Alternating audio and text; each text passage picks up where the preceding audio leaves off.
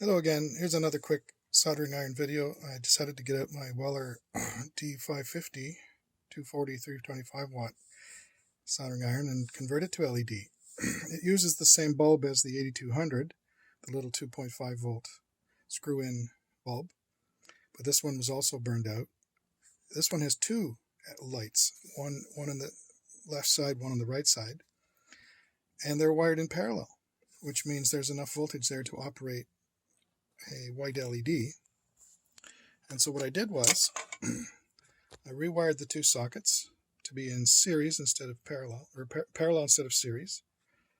I wired two LEDs on one side in parallel and two LEDs on the other side in parallel, opposite polarities.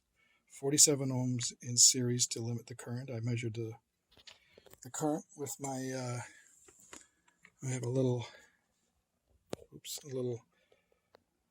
clamp-on meter that will measure that current. I wanted to limit the current to around 30 to 40 milliamps.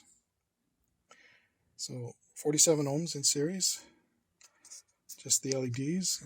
I soldered them into the socket in parallel.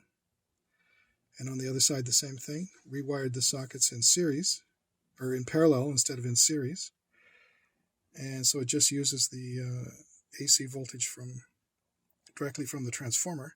And so there's no issue with running a capacitive dropper, and it works just fine. The problem you have, though, if you want to parallel LEDs like this, is that they have to have a very closely matched forward voltage. Otherwise, one of them will take most of the current, and you won't get even brightness between them. So what I did was I used this little gizmo here, and I found a bunch of LEDs. I found them in a range, this was 2.9 volts. I found them in a range of anywhere from 2.78 to 3.1 volts as the forward voltage. So I went through my little container of LEDs here and found two pairs with pretty closely matching voltages within 2 or 3 hundredths of a volt.